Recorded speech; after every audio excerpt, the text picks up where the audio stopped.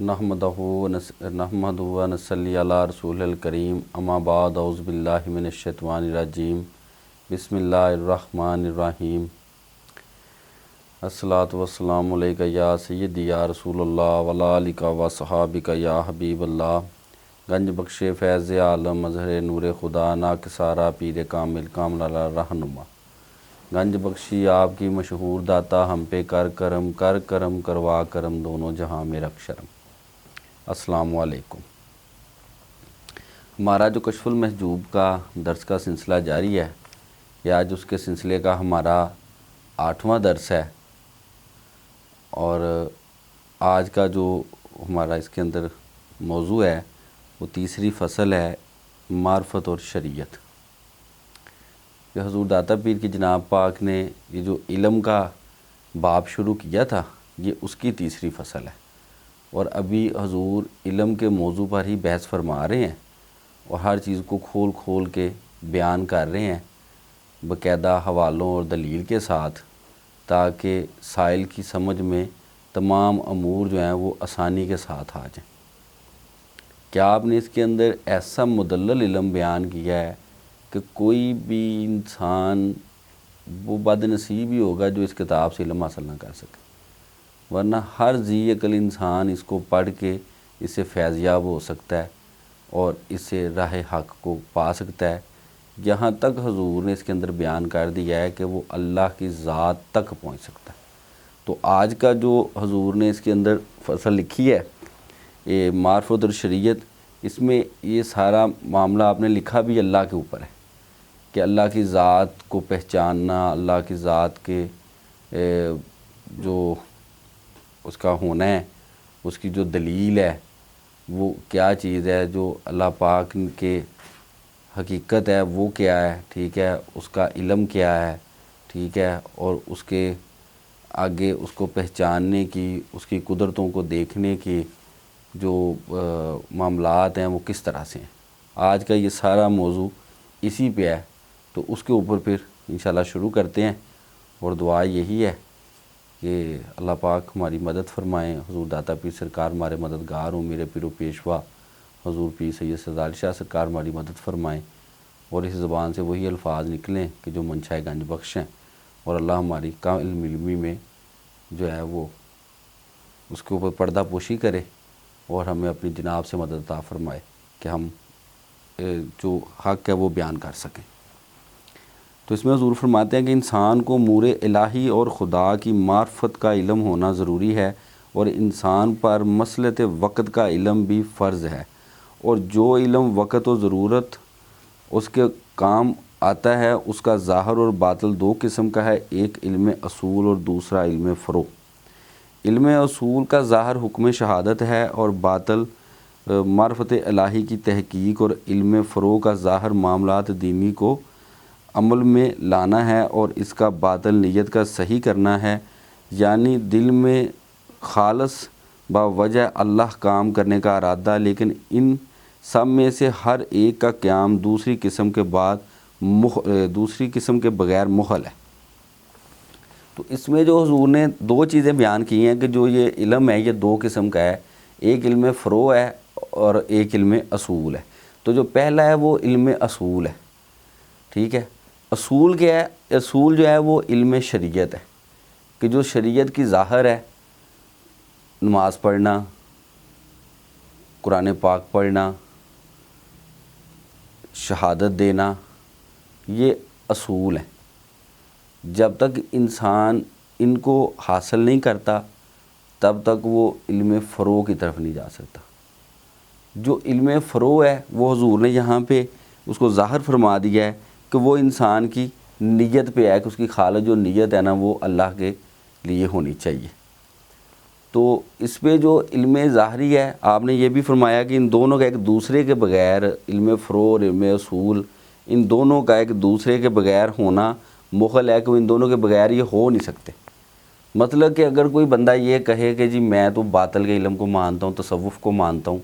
لیکن وہ نماز نہ پڑھے، وہ احکام شرعیہ پہ عمل نہ کرے، وہ اللہ کے ظاہری حکم کو نہ مانے،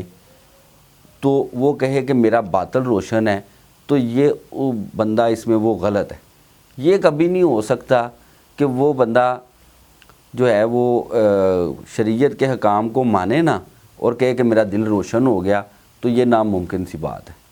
اور اگر کوئی بندہ ظاہری امور پہ تو پورا آ جائے لیکن وہ باطنی امور کی طرف بالکل توجہ نہ کرے،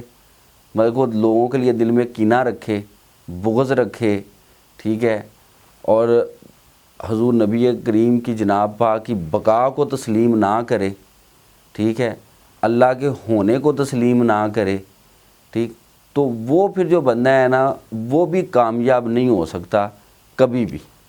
کیونکہ یہ کتاب خالصاً تصوف پہ لکھی گئی ہے۔ تو اس میں جو اصل سبق دیا جا رہا ہے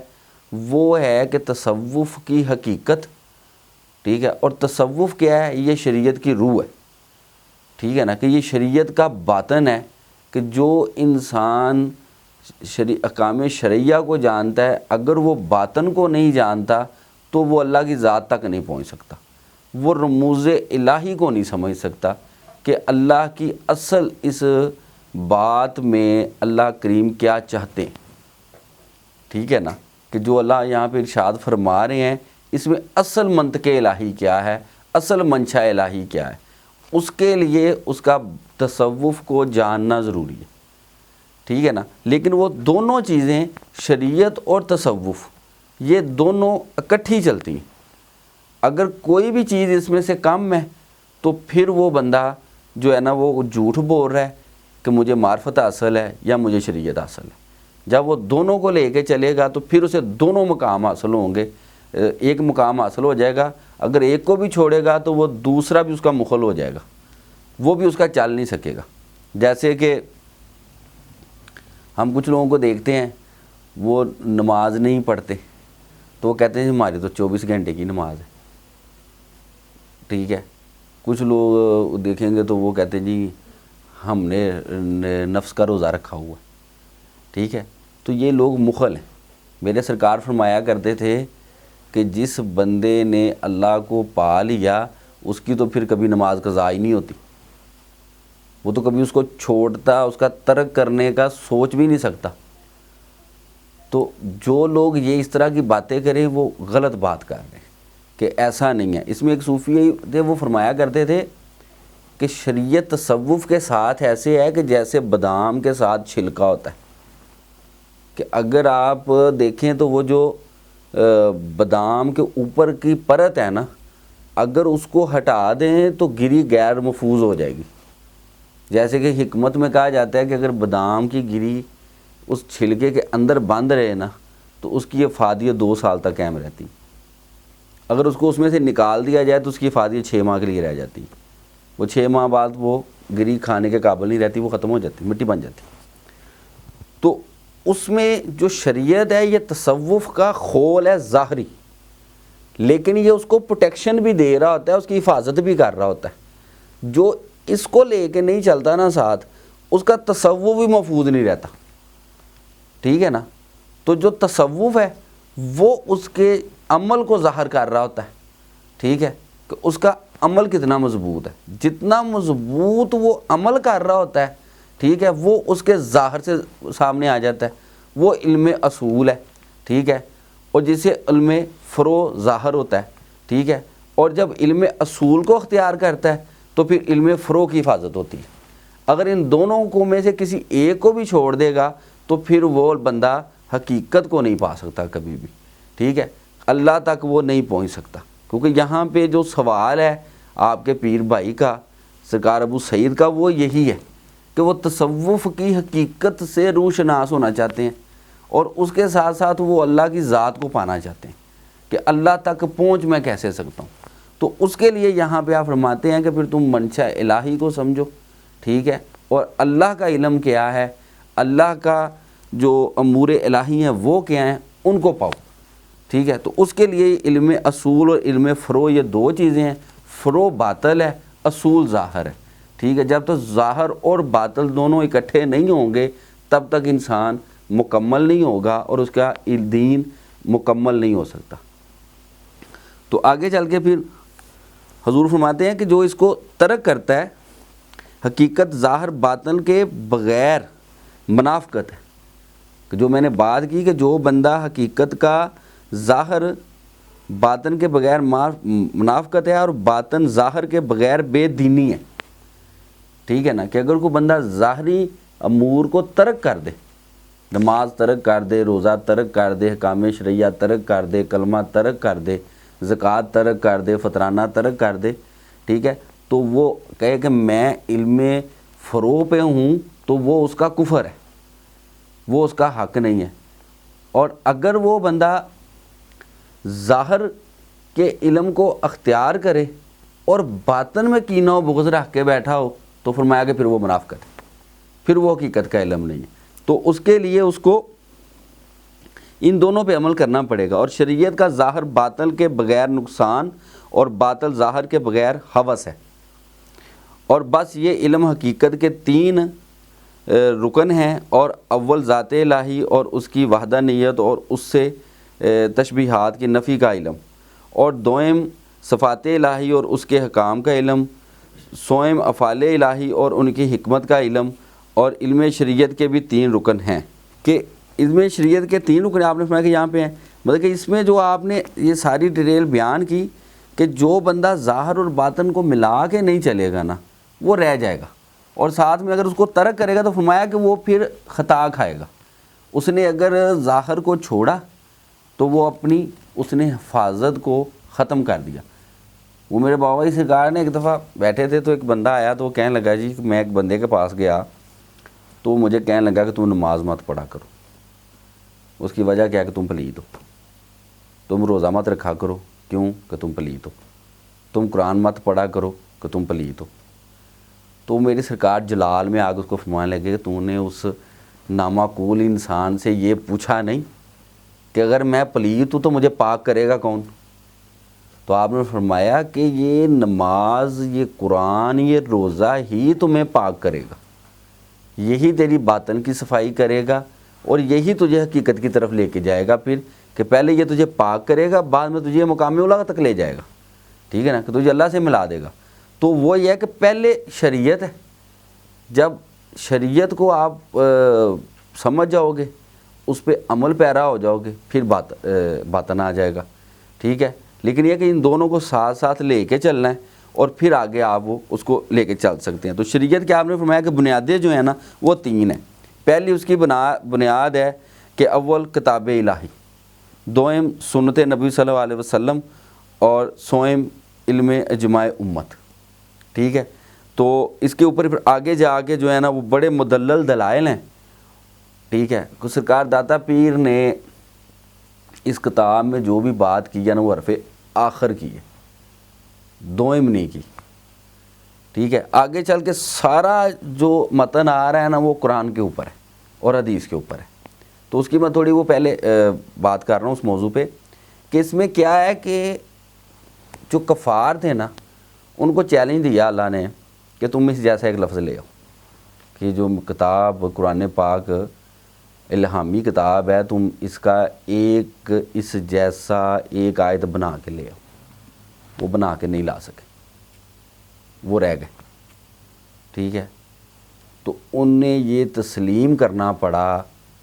کہ قرآن پاک واقعی اللہ کا علم، یہ واقعی الہامی کتاب ہے، یہ انسانی کتاب نہیں ہے۔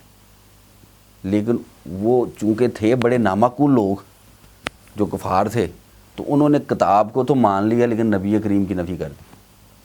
وہ کہنے لگے کہ نہیں جی آپ کے نبی ہونے میں ہمیں شک ہے لیکن قرآن کے قرآن ہونے میں ہمیں شک کوئی نہیں، ٹھیک ہے۔ اسی طرح سے کسی درویش کی بات کریں گے، کسی ولی اللہ کی بات کریں گے تو اس کے اوپر بھی شک کیا جا سکتا ہے۔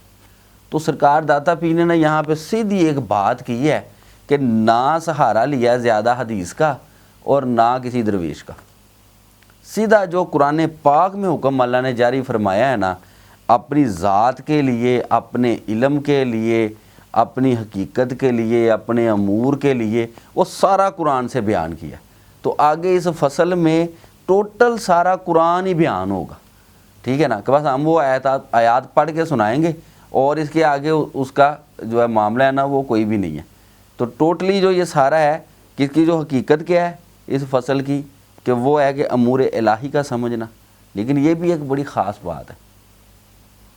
کہ اولیاء اللہ جو اللہ کے دوست ہیں، کہ حضور یہاں پہ انہوں ایک اولیاء کو ایک پیغام دے رہے ہیں کہ اگر تم اللہ کے دوست بننا چاہتے ہو نا اے ایمان والو، تو پہلے رمز الہی کو سمجھو، اللہ کے امور کو سمجھو، اللہ کی منشا کو سمجھو، تو پھر تم اللہ کی ذات کو پا سکتے ہو۔ اگر تم امور الہی سے آگاہ نہیں ہو، علم الہی سے آگاہ نہیں ہو، منشا الہی سے آگاہ نہیں ہو، تو پھر تم اللہ کو پا بھی نہیں سکتے۔ اگر اللہ کو پانا چاہتے ہو تو پہلے پھر اللہ کی ذات کو سمجھو کہ وہ ہے کیا، وہ چاہتا کیا ہے تم لوگوں سے، اور وہ راضی کیسے ہوگا، اور اس کی طاقت اور قوت کیا ہے، اور اس کا ہونا کیا ہے، ٹھیک ہے نا۔ تو آگے چل کے پھر ارشاد ہوتا ہے کہ اسی معاملے میں پھر حضور ایک حوالہ عنایت فرماتے ہیں کہ اللہ تعالیٰ کی ذات صفات اور ان کے افعال کے ثابت کرنے کا علم ضروری ہونے کی دلیل اللہ تعالیٰ کا یہ قول ہے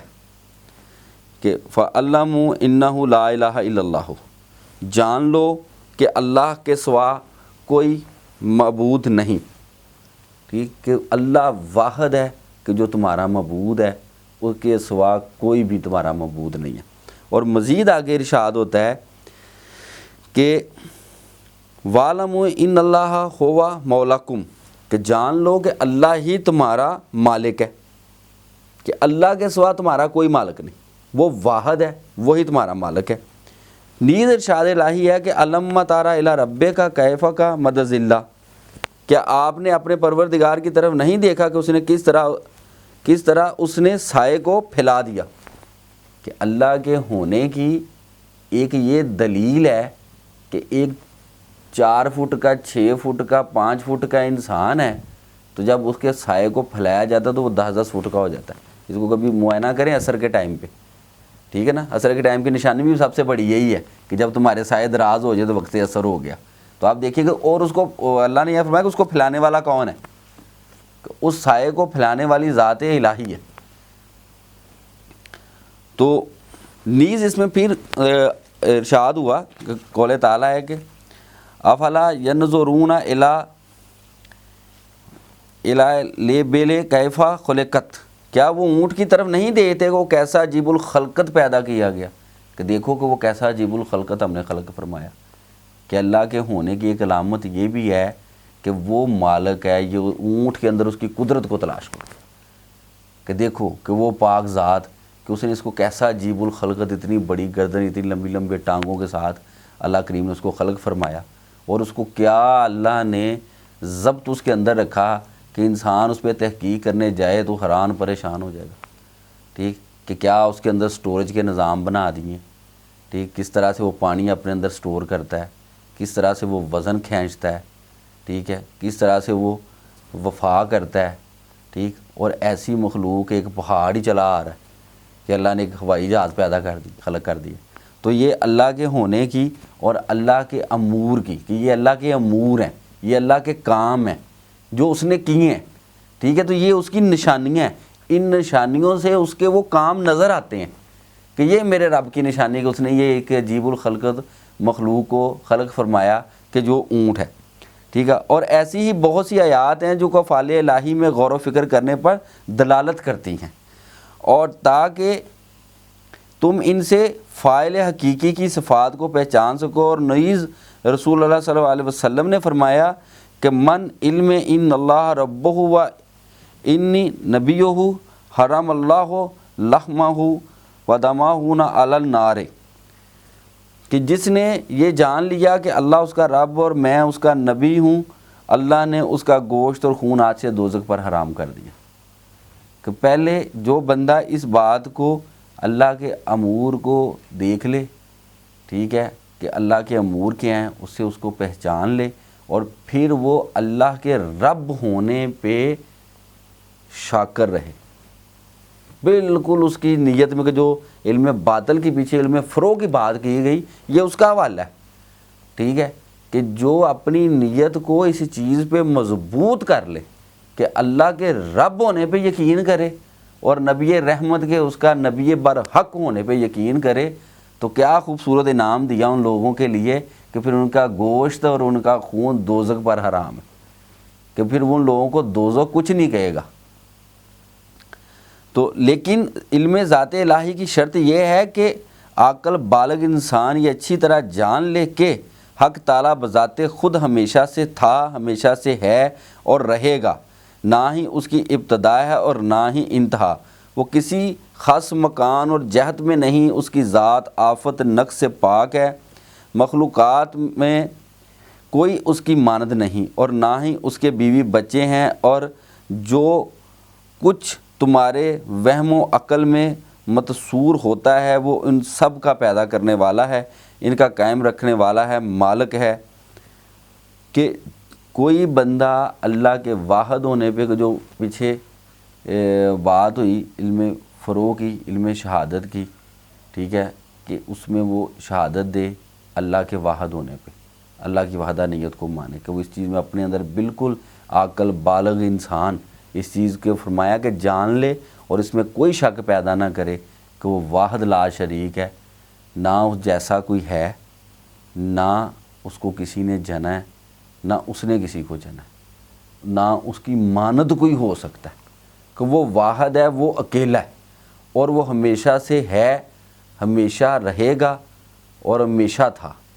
وہ ذات کبھی بھی فنا ہونے والی نہیں ہے، وہ لا فانی ہے، اور اس کی صفتیں بھی پھر اس کے ساتھ لا فانی ہیں، کہ وہ بھی اس کے ساتھ ہیں۔ جیسے کہ ارشاد الہی ہے کہ لیس کمثلہ شیء وہو السمیع البصیر، کہ کوئی چیز اس کی مانند نہیں اور وہ سب کچھ سنتا اور دیکھتا ہے، ٹھیک ہے نا، کہ اللہ نے یہاں پہ اپنے کسی بھی شراکت دار کی نفی کر دی ہے کہ میرے جیسا کوئی بھی نہیں ہو سکتا، لیکن میں سب کچھ دیکھتا بھی ہوں اور سنتا بھی ہوں،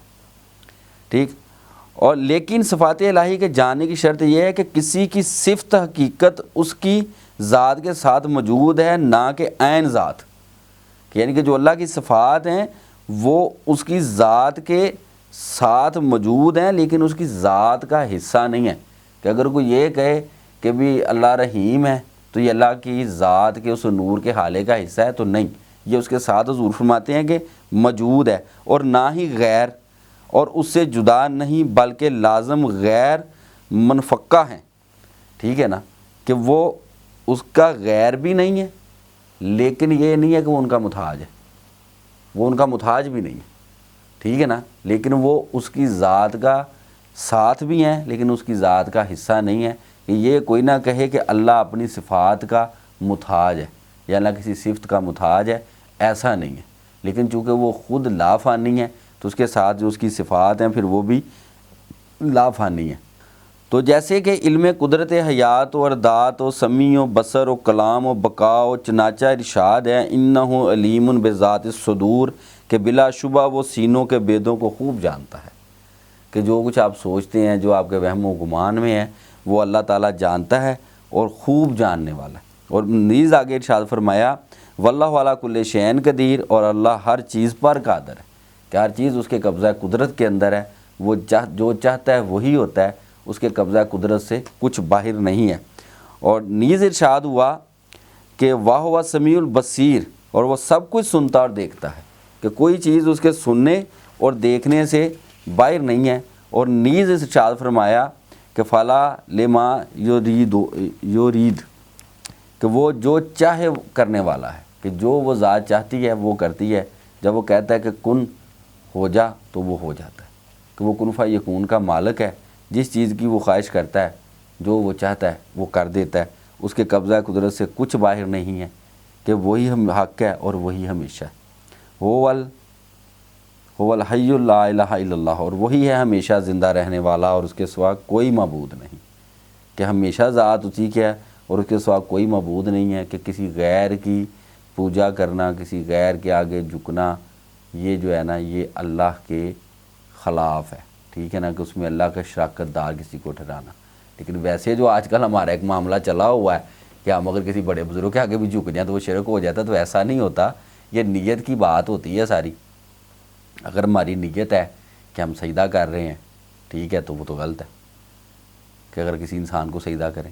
لیکن اگر ہم عین اللہ کو سجدہ کر رہے ہوں تو پھر وہ غلط نہیں ہے، ٹھیک ہے۔ لیکن ویسے کسی کے آگے ادباً جھک جانا، کسی سے پیار لینا، ٹھیک ہے، وہ شرک کے زمرے میں نہیں آتا، کیونکہ ہر چیز کا جو فعال ہے وہ انسان کی نیت پہ چل رہا ہوتا ہے، ٹھیک ہے۔ لیکن آج کل یہ ہمارے اندر ایک نیا مسئلہ پیدا ہوا ہے کہ جی وہ اگر ہم کسی ساتھ جھک کے سلام بھی لے لیں یا کسی مزار کا بوسہ لے لیں تو یہ شرک ہو گیا، یا ہم نے اللہ کا شریک کسی کو ٹھہرا دیا، تو ایسا بالکل نہیں ہے۔ یہ تو ساری چیزیں نیت کے ساتھ چلتی ہیں کہ ہماری اس میں نیت کیا ہے، ادب کرنا نیت ہے کیا کہ ہمارا وہاں پہ کوئی سجدہ کرنا ہماری نیت ہے۔ تو اور اسی کا مبود ہے، اور نیت ارشاد ہوا کہ قولہ الحق و الملک، اور اسی کا فرمان حق اور اسی کی حکومت ہے، کہ وہی ذات جو ہے وہ حق ہے، وہ سچ ہے، جو وہ فرماتا ہے وہی سچ ہے اور اسی کی حکومت ہے۔ لیکن اس کے افعال کے علم کی صورت یا اس کے مطلب کے لیے یہ شرط ہے کہ تم جان لو کہ اللہ تعالیٰ تمام مخلوقات اور ان کے افعال کا پیدا کرنے والا ہے، ٹھیک، کہ ہر چیز اس ذات نے خود خلق فرمائی ہے، ہر چیز اس کی ذات کی حکمت کے ساتھ ہے، اس کے حکم کے ساتھ ہے، اور تمام علم و عدم سے اس کے حکم سے موجود ہو گیا ہے، اور وہ خیر و شر کا اندازہ کرنے والا اور نفع و ضر کا خالق ہے، جیسے کہ خود ارشاد فرمایا اللہ خالق کل شیء، کہ اللہ ہی ہر چیز کا خالق ہے، کہ خیر و شر کا خالق کرنے والا بھی وہی ہے، ٹھیک ہے، حق کا خلق کرنے والا بھی وہی ہے، ہر چیز کا خلق کرنے والی وہ ذات ہے، اور کوئی چیز اس کے قبضے سے، اس کی قدرت سے باہر نہیں ہے۔ اور شریعت کے احکام کے ثبات کی دلیل یہ ہے کہ یقین جان لو کہ خدا کی طرف سے تمہارے پاس اس کے رسول خلاف عادت معجزات لے کر آئے اور جو کچھ حضرت صلی اللہ علیہ وسلم نے پوشیدہ اور ظاہر امور کے متعلق ہمیں خبر دی ہے وہ حق ہیں، اور شریعت کا رکن اول کتاب الہی ہے، اور چنانچہ ارشاد ہے کہ جو کچھ آپ نے کیا وہ ہر چیز کو ماننا کہ وہ حق ہے، اور یہ اللہ کی طرف سے بھیجے گئے رسول ہیں کہ جو ہماری خلاف عادت معجزات ہمارے پاس لے کے آئے، کہ جو چیزیں حضور لے کے آئے وہ اللہ کی طرف سے ہیں، کہ یہ شریعت کے اسبات کی دلیل ہے، ٹھیک ہے نا۔ تو آگے جو ارشاد الہی ہوا کہ فیہ آیات و حکمات و ہن ام الکتاب، اس کتاب میں محکوم آیات ہیں جن کا مطلب ظاہر ہے وہی کتاب کا اصل ہیں، کہ وہ جو کتاب اللہ نے نازل فرمائی اس میں جو چیزیں ظاہر کر دی گئی ہیں وہ اسی کا اصل ہیں، وہی حقیقت ہے ساری۔ اور اس کے اوپر حضور ارشاد فرماتے ہیں کہ دوسرا رکن ہے سنت نبوی صلی اللہ علیہ وسلم، جیسے کہ اللہ تعالیٰ نے فرمایا ہے وما آتیکم الرسول فخذوہ وما نہاکم عنہ فنتہون، کہ جو کچھ رسول اللہ صلی اللہ علیہ وسلم تمہیں دیں وہ لے لو، اور جس بات سے وہ تمہیں روکیں اس سے رک جاؤ، کہ جو آپ نے حکم ارشاد فرمایا وہ عمل کرنے کا حکم دیا اس کو کرو، جو عطا کیا وہ لے لو، کسی بھی چیز کو رد مت کرو، جھولی کو پھیلا کے رکھو، اور جو عطا پڑ جائے اس کو لے لو، مگر جس چیز سے منع فرما دیں اس کو چھوڑ دو، پھر اس کی طرف پلٹ کے مت جاؤ، ٹھیک ہے، اس کو بالکل ترک کر دو، کہ یہ حضور کا۔ اور تیسرا رکن جو ہے وہ اجماع امت ہے، جیسے کہ رسول اللہ صلی اللہ علیہ وسلم نے فرمایا ہے کہ لا تجمعون امتی علی الصلاۃ علیکم بالسواد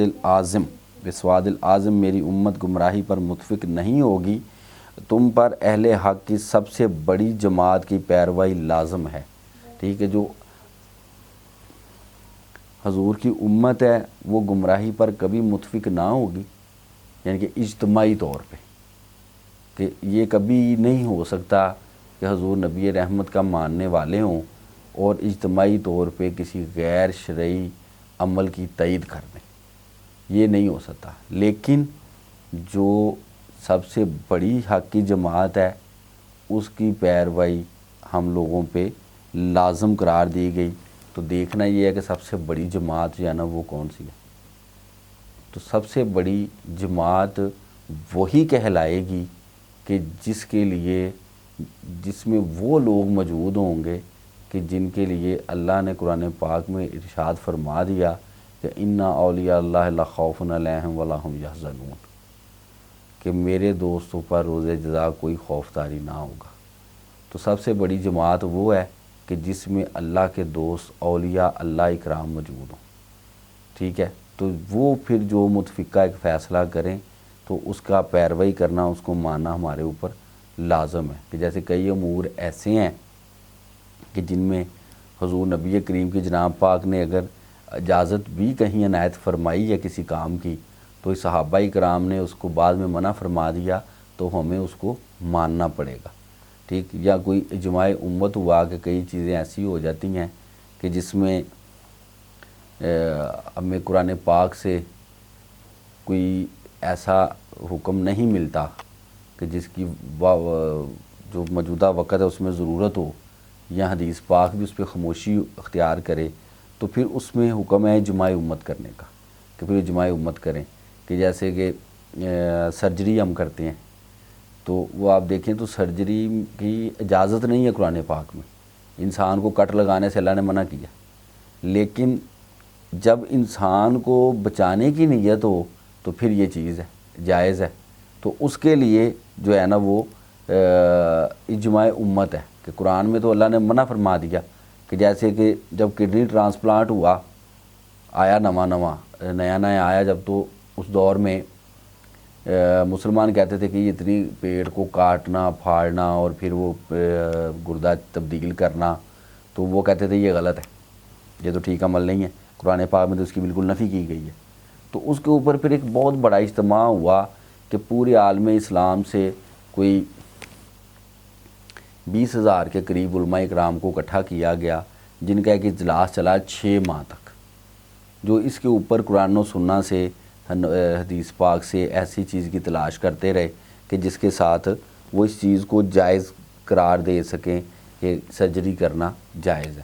لیکن وہ ایسی 6 ماہ میں بھی کوئی چیز تلاش نہیں کر سکے۔ لیکن انتہا پہ انہوں نے یہ اعلان کیا، یہ فتویٰ جاری کیا کہ سرجری کرنا جائز ہے۔ تو جب ان سے اس بات کی دلیل مانگی گئی تو دلیل تو کوئی ٹھیک نہیں، ٹھیک ہے۔ تو انہوں نے کہا کہ دیکھیں کہ ہمیں اس میں کوئی چیز ایسی ملی تو نہیں کہ جس کے ساتھ ہم آپ کو یہ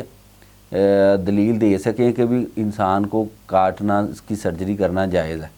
لیکن صرف ایک دلیل ہمارے پاس موجود ہے کہ اللہ نے قرآن پاک میں ارشاد فرمایا ہے کہ جس نے ایک انسان کو بچا لیا اس نے پوری انسانیت کو بچا لیا، جس نے ایک انسان کو مار دیا اس نے پوری انسانیت کو مار دیا۔ تو اگر انسان کی زندگی بچانے کی خاطر یہ سارا عمل اختیار کیا جائے کہ سرجری کی جائے تو پھر یہ عمل جائز ہے، پھر یہ عمل غلط نہیں ہے۔ لیکن اگر انسان کو مارنا مقصود ہو تو پھر یہ حرام ہے، پھر یہ منع ہے۔ تو اس کی حفاظت کے لیے یہ عمل کیا جا سکتا ہے، تو اس کو اجماع امت کہتے ہیں کہ جب قرآن و حدیث خاموش ہو جائیں تو پھر اجماع امت کیا جاتا ہے، کہ جس کے لیے پھر جو پیچھے حکم بھی ہوا کہ اللہ سے ڈرنے والے سب سے بہتر لوگ اللہ کے علماء ہیں، کہ پھر جو نیک لوگ ہیں ان کا ایک اجماع کیا جائے اور پھر اس اجماع کے اندر جو فیصلہ ہو اس کی پھر پیروی کرنا ہمارے اوپر لازم ہے۔ لیکن اس کے اندر یہ دیکھنا پڑے گا کہ وہ لوگ ایسے پرہیزگار ہوں کہ جو پہلے میں نے بات کی کہ جو اللہ کے دوست ہوں۔ تو الغرض یہ ہے کہ حقیقت کے حکام اتنے ہیں کہ اگر کوئی شخص ان سب کو جمع کرنا چاہے تو کر نہیں سکتا، کیونکہ خداوند تعالیٰ کے لطائف کی کوئی انتہا نہیں، کہ اللہ کے لطائف اتنے زیادہ ہیں کہ ان کو جمع نہیں کیا جا سکتا، اس کی کوئی انتہا ہے ہی نہیں، ٹھیک ہے نا، کہ وہ لامحدود ہے،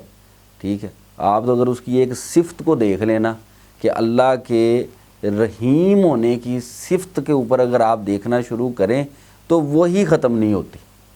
ٹھیک ہے نا، کہ اس کا ہی کوئی کنارہ نہیں۔ تو جب اس کی صفتوں کا کوئی کنارہ نہیں، جیسے رحیم ہونے کی ایک دلیل ہے کہ حضور غوث اعظم سرکار نے اللہ کی رحمت بیان فرمائی، تو ایک دن آپ کے دل میں خیال آیا کہ عبد القادر تو اللہ دے رحم بھی بیان کری جانا، تھوڑا سا غضب بھی بیان کر کہ تو نہ اللہ دی مخلوق کو ڈرنا ہی چھاڑ دے۔ تو آپ کے زبان کے اندر اللہ نے اتنی تاثیر رکھی تھی سرکار غوث پاک کی کہ جب آپ بیان فرمایا کرتے تھے تو لوگوں کے دلوں پہ ایسی آپ کی بات اثر کرتی تھی کہ لوگ کی جانیں نکل جاتی تھی، تو آپ کی ہر مجلس میں سے جنازے اٹھا کرتے تھے۔ تو آپ نے جب یہ سوچا کہ مجھے چاہیے کہ میں کوئی اللہ کا غضب بھی تھوڑا بیان کروں تاکہ لوگ اللہ کے غضب سے ڈریں بھی، کہ اس کو بھول ہی نہ جائیں، اسے ڈرنا ہی بند نہ کر دیں۔ تو جب آپ نے یہ سوچا تو آپ نے اللہ کا غضب بیان کرنا شروع کر دیا۔ پہلے 2-4 جنازے اٹھا کرتے تھے، جس دن آپ سرکار نے غضب بیان کیا 15-20 جنازے اٹھے۔ ابھی 3 ہی دن ہوئے تھے غضب بیان کرتے ہوئے، تو بحالت خواب آپ کو اللہ کریم کی زیارت ہوئی اور فرمایا کہ یار عبد القادر، ساڑی رحمت اتنی چھوٹی ہے کہ تو اپنا ساڑا غضب بیان کرنا شروع کر دیتا ہے۔ کہ نہیں پارے اللہ، بس منشا ہے سی کہ لوگ تیرے کو ڈرنا بند نہ کر دیں۔ فرمایا کہ نہیں میرے محبوب سبحانی، تسی اینوں چھڑ دو، تسی میری رحمت بیان کرو۔ جدن میری رحمت دی انتہا ہو جائے گی نا، پھر تسی میرا غضب بیان کرنا۔ پھر اس کے بعد حضور اپنی ظاہری حیات طیبہ دے اندر اللہ دی رحمت ہی بیان فرماندے رہے۔ تے آخری ایام دے وچ ایک انسان نے پوچھا کہ حضور تسی یہ اللہ دی رحمت نو بیان کیتا تے کس حد تک تسی کامیاب ہو سکے؟ تے فرمایا کہ یار میں 35 سال تک اللہ دی رحمت بیان کردا رہا، پر وہ دی رحمت دا ایک جز بیان نہیں کر سکیا، کہ وہ دی رحمت اتنی وسیع و عریض ہے۔ تو رحیم ہونا اللہ کی ایک صفت ہے، ٹھیک ہے؟ تو جب اس کی صفت کا کوئی کنارہ نہیں تو پھر اس کی ذات کا کنارہ کیسے ہم تلاش کر سکتے ہیں؟ تو اس لیے یہاں پہ آپ فرماتے ہیں کہ وہ تو اتنی ہے کہ ہم اس کو سمیٹ کر چاہیں بھی تو نہیں سمیٹ سکتے۔ تو اس لیے جتنا احاطہ ہم کر سکتے ہیں، جتنا ہمیں اللہ نے شعور اور وسعت عنایت کی ہے، ہمیں چاہیے کہ اس کے مطابق اس پاک پروردگار کی اطاعت کرتے رہیں، اس کے آگے سر کو جھکاتے رہیں اور کوشش کریں کہ اللہ کے غلام ہونے کا ہم حق ادا کر دیں۔ ٹھیک، تو آج کے لیے اتنا ہی ہے۔ تو انشاءاللہ تعالی